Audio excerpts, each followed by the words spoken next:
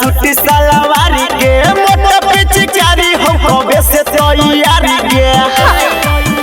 जदे न खड़ा देखोई भी तो चलतौ गोली जदे न खड़ा देखोई भी तो चलतौ गोली असो चोली रंगई तो तोरी जादो टोली असो चोली रंगई तो तोरी अहिरा टोली असो चोली रंगई तो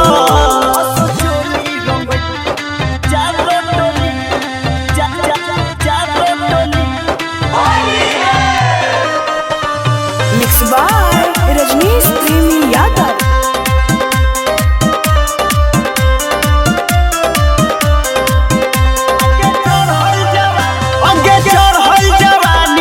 पानी झरी जई तो जादव जी के छूते शरीर तरी जई तो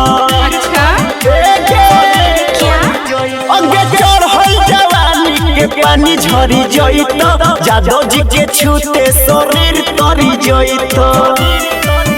भूल पैमी न ऐसन खेलई तो होली भूल पैमी न ऐसन खेलई तो होली असो चोली रंगई तो तोरे जादो टोली असो चोली रंगई तो तोरे अहिरा टोली असो चोली रंगई तो गे असो चोली रंगई जादो टोली जादो टोली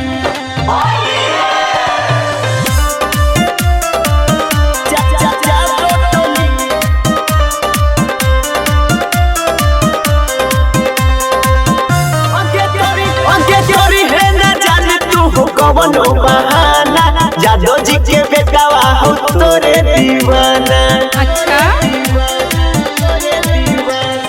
करी है ना जान तू हो कवनो बहाना जादो जी के बेटावा हो तोरे दीवाना प्रेमी रजनीश के सामने कौन बोली टूनी टाइगर के सामने कौन बोली